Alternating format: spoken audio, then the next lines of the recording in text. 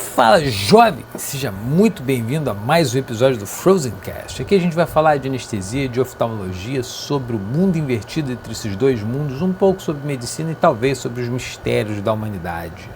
No episódio de hoje a gente vai ter um Frozen Files, capítulo 3, 7 perguntas e respostas sobre óxido nitroso.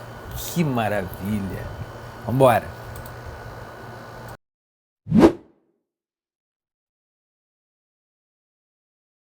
Então nós temos a substância maravilhosa que é um gás anestésico.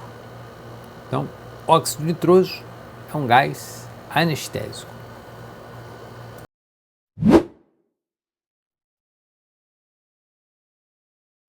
E para que serve o óxido nitroso? Número 1, para fazer anestesia. Número 2, para entorpecer as pessoas. Número 3, para deixar as pessoas hipóxicas. Número 4, para explodir as pessoas. Número 5, todas as acima. Sim, o óxido nitroso é um gás anestésico.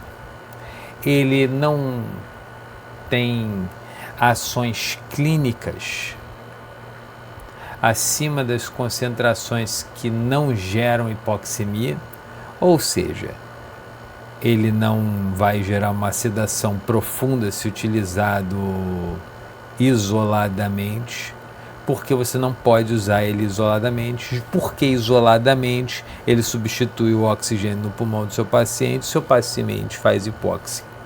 E além disso, ele é um gás altamente inflamável. E sim, ele pode entrar em combustão. Basicamente, ele serve como um adjuvante anestésico para fazer anestesia geral ou como agente sedativo para procedimentos nos quais você pondera que talvez você não queira pensar em pegar um acesso venoso e fazer entorpecentes venosos do seu paciente. Você vai fazer apenas entorpecentes inalatórios dele.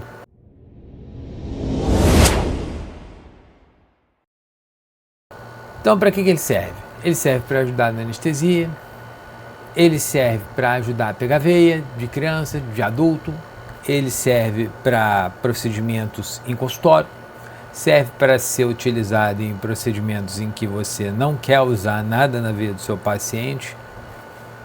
Bom, tivemos um evento trágico há umas dezenas de anos atrás com uma artista famosa no Brasil, no qual se fala sobre o uso de óxido nitroso no evento dela. Então, olha só, desde quando se usa óxido nitroso?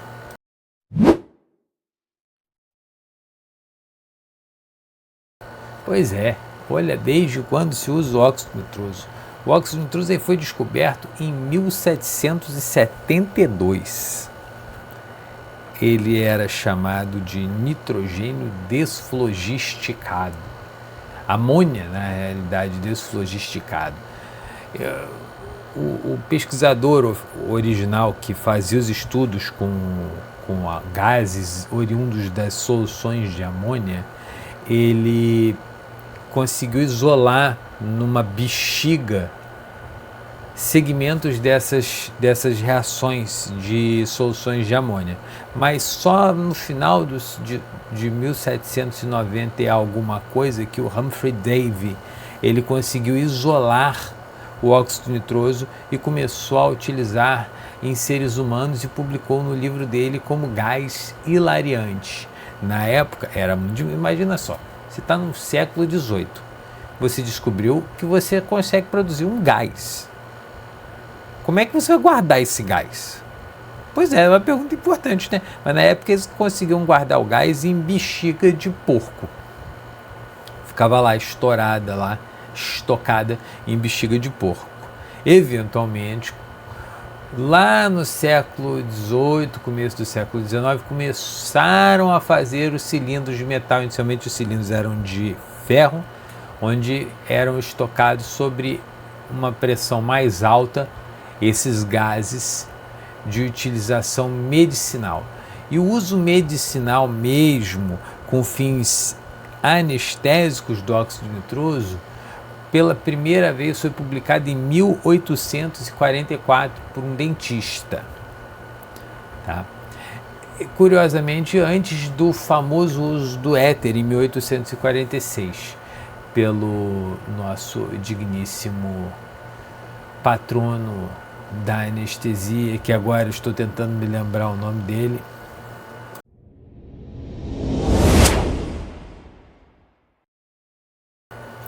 Me lembrei, é Morton, no Atherton, em Massachusetts. Não foi isso. Em 1844, foi descoberto o uso medicinal do óxido nitroso e ele só foi explorado mais vezes, já quase 100 anos depois, no meio do século XX, quando dividiu os holofotes da anestesia inalatória com o próprio éter e com o clorofórmio.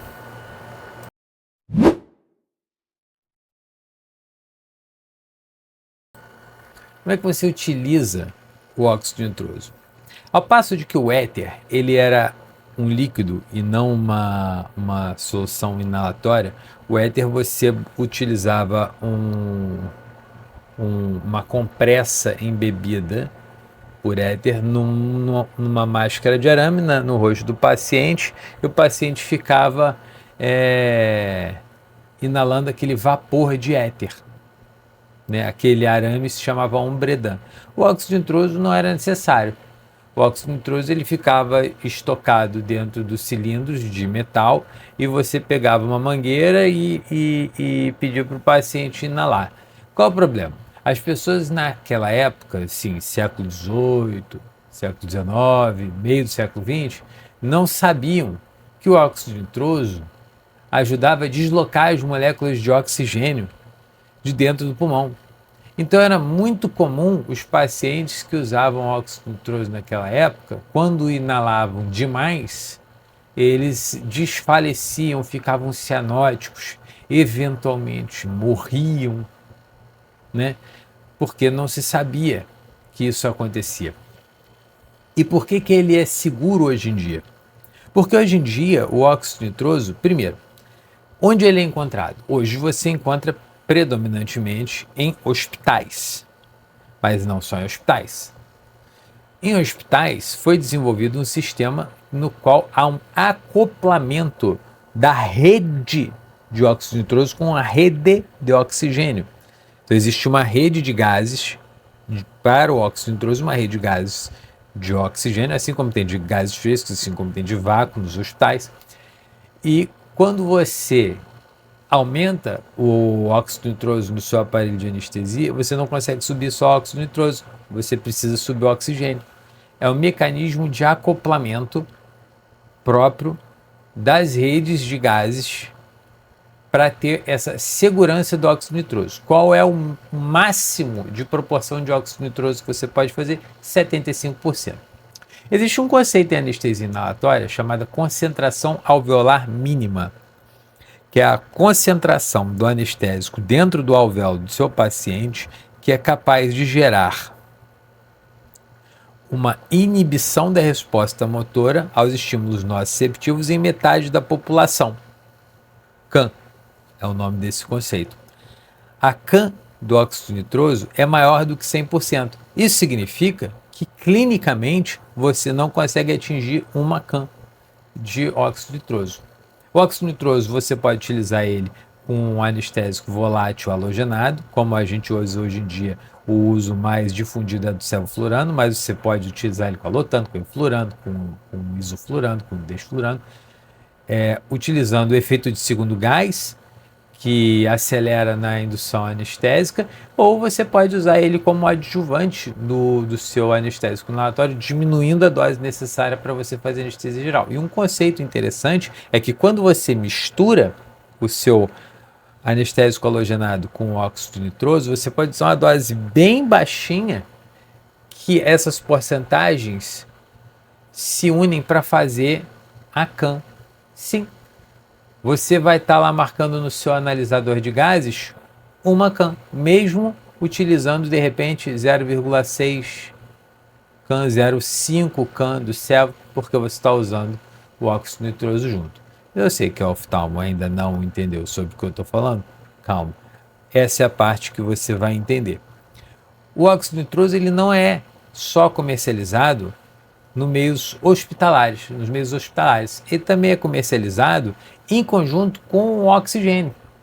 Vai lá, vendido para você 2 cilindros, um cilindro de óxido nitroso e um cilindro de oxigênio para o seu paciente utilizar. E aí você só tem 2 chavinhas. Uma chavinha que você vai dar a 25% e uma chavinha que você vai dar a ele a 50%. Tem alguns aparelhos que podem dar o óxido nitroso a 75%. Então fica fácil. Você não precisa ficar aumentando oxigênio, aumentando óxido nitroso, só tem 3 chavinhas, ou pouco, ou médio, ou muito de óxido nitroso para dar para o seu paciente. Seu paciente vai ter conforto no meio do seu procedimento e tudo vai dar tudo certo.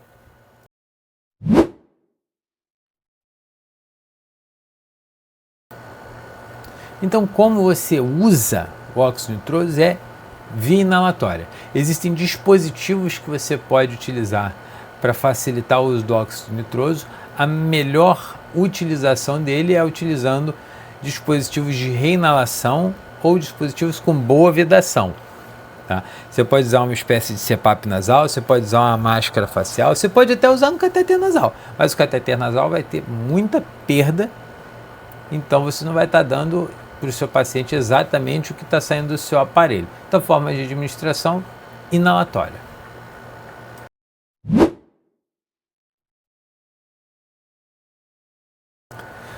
Quando eu não posso usar o óxido nitroso? Bom, o óxido nitroso ele tem uma característica que ele tem uma alta capacidade de dispersão nos tecidos corporais e ele forma bolhas e ele expande bolhas, especialmente bolhas em cavidades.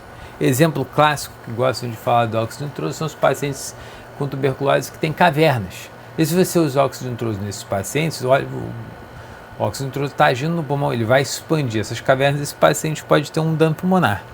Mas existe uma situação específica em oftalmologia no qual utilizamos gás, que é onde? Cirurgia de retina.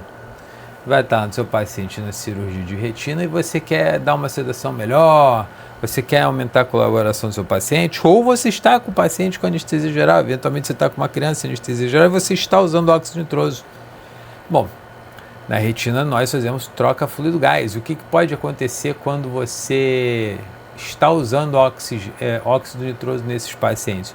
Ou as bolhas que estão sendo usadas na cirurgia, elas vão se expandir demais e causar lesão no olho, ou, eventualmente, usou o gás no final da cirurgia para manter a retina colada, aquele descolamento com mácula preservada superior que vai ficar com gás no final da cirurgia e seu paciente está usando óxido nitroso, no final da cirurgia, desliga o óxido nitroso. O que vai acontecer com o gás que o cirurgião colocou no final da cirurgia?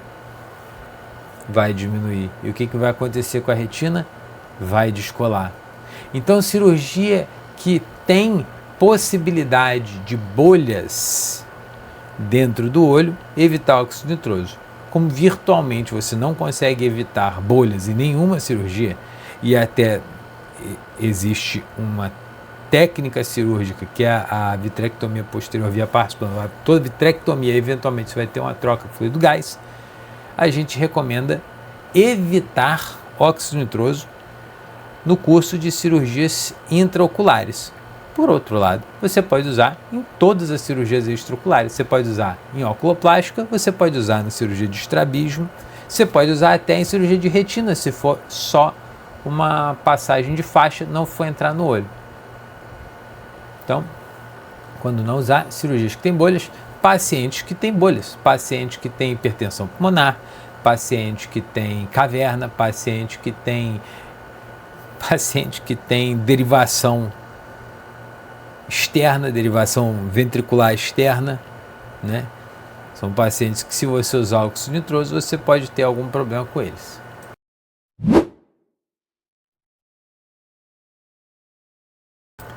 E quais são os principais efeitos adversos do óxido nitroso? O principal, de longe, é estímulo a náuseas e vômitos, tá? É muito comum você ter lá o seu paciente de óxido nitroso, que você usa óxido nitroso e o seu paciente ficar nauseado no pós-operatório, especialmente aqueles pacientes que usam frações altas do óxido nitroso no intraoperatório. Então, esses são os efeitos adversos mais comuns. Outros incluem euforia e agitação no seu paciente e realmente ele pode dar delírio. Embora quando você usa em conjunto o óxido nitroso com o anestésico inalatório, a incidência de delírio está diminuída porque você acaba utilizando uma dose menor de anestésico inalatório e o óxido nitroso ele tem uma ação analgésica melhor do que o anestésico inalatório porque ele sim age em receptor NMDA. Então, pode sim dar euforia no seu paciente, mas está associado à diminuição do delírio pós-operatório. O que está faltando agora a gente falar? Dá o seu like, né? Se inscreve no nosso canal. Fica aqui. Se você está no nosso Spotify, dá o like também, segue a gente. Um gigantesco abraço, jovem.